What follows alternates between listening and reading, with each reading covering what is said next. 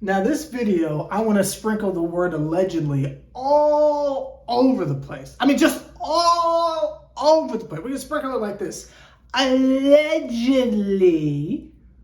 And I didn't read the full story. I never do. So again, if you're going to get your news like specifically from Nets Republic, then by all means, you should do your own research. It's like when you're in church and the pastor says, you can take my word for it, or you can read the actual book itself. So, take everything I'm saying with a grain of salt, because maybe I read it wrong. Y'all can let me know down below, because maybe I just read this wrong. Possibly. I don't think I did. I watched the segment. You watched the segment. Did Mike James snitch on Kevin Durant? There are, I don't want to say reports because we synced it. We synced it with our eyes, but Mike James and Kevin Durant are pretty close outside of the Brooklyn Nets. Obviously, when Mike James was on the team, I believe he might have stepped in for Chiozza, or maybe stepped in for really Spencer Dinwiddie if we keep it a beam, but that's not here there. Side note, does Chiozza have a ring? Was he on this year's Warrior team? I don't know, but that's not here there.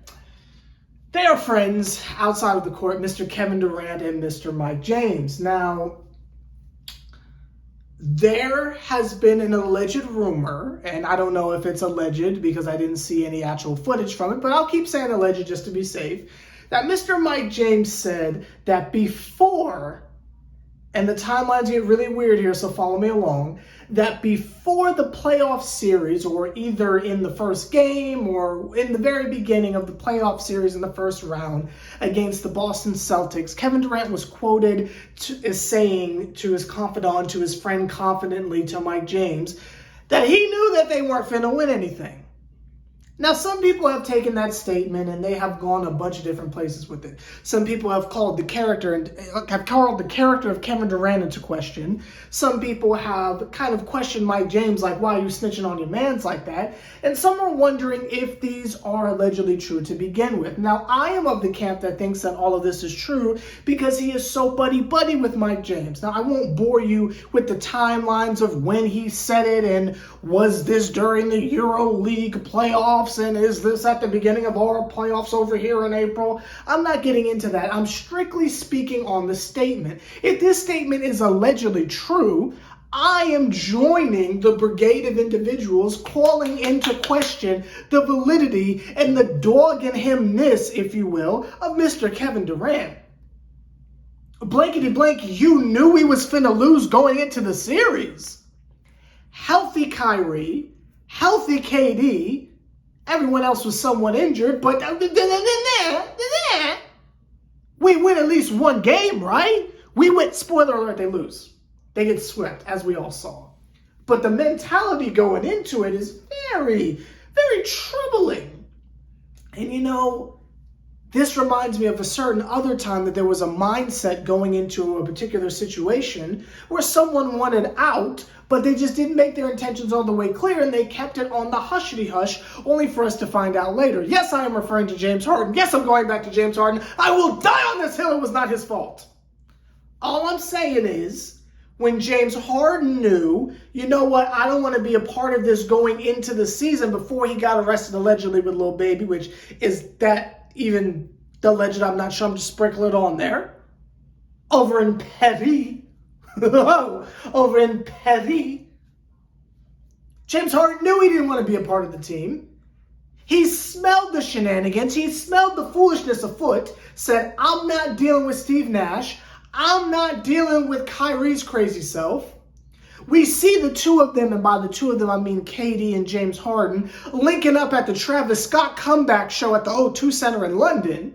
So we know it's not an issue between the two of them, though the whole selection process of the All-Star game would tell you something different, but that's neither here nor there. Sure, that was just for the memes and the LOL. Hopefully they laughed about it afterwards, but that's neither here nor there. They seemed awfully chummy, buddy, singing along with Travis, straight up, getting right with it and such. I have made so many Travis Scott references across my channel over the last 24 hours, but that's neither here nor there. But anyway, when it was Harden, he's a bum. He's a quitter. He's a dork. He's a tool. How could he give up on us? He knew beforehand. Isn't that sabotage? But we don't have the same energy with Kevin Durant. And this goes to a broader point with KD that I really wanted to bring up. I'm just using the guise of the Mike James alleged rumors to really get to it. If Kevin Durant is not here at the end of the year, and we just did his season review, so this news came out, perfect timing here. Do we hold him to the same type of energy that we did for James Harden? I really want to know because I'm trying to figure out what the difference is here. This man is telling us we have no bug on the wall. We have no real sources of what's going on in this alleged meeting he's having with Joe Tsai either this week or last week or whenever it was. We don't know anything. But if his stance, according to everyone else from your Ian Begley's to your who else, right, is saying that he still wants to go to the Suns and he's making it clear he don't want to be here. He wants to be anywhere else but Brooklyn. How is this different than the James Harden thing? Now, if he starts sitting out games, maybe that's when other people will come on board. But to me, this is nasty behavior, and I don't see how we reward him with, oh, come on, let's run it back. I've already written homie off. He could come back and win us a championship, and I don't mess with KD. This is enough for me. Personally, I think it's just a tad bit pathetic that we're just hanging on to his ankles, hanging on to his little fragile ankles like, please don't leave us, Kevin, don't leave us. Like, we don't still got a good team. You subtract KD from the equation, we still got Ben Simmons, we still got Kyrie Irving. What's so bad about that? That might be KD texting me right now. Let's see what KD said. KD said, watch your mouth, young blood. Don't mind me in my bald spot. I got something for you. Oh, well. That's my cue to stop the video. I've apparently gone too far. Let me know your thoughts down below. With this whole Kevin Durant-Lupe fiasco, are you still going to be looking at KD in a positive light?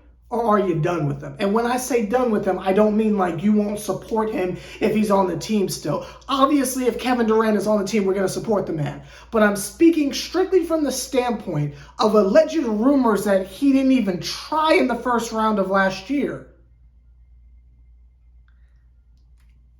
Does that make you look at him at least a little bit differently? Regardless if he stays. Doesn't that make you look at him just a little bit differently? Let me know. Am I just tripping? Am I being too harsh on him? I don't know.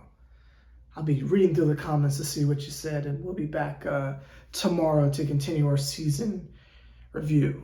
Who are we going to talk about tomorrow? You'll just have to wait and see. Sever the bond. Nets Republic. Mike James. I'll see y'all later. Hey.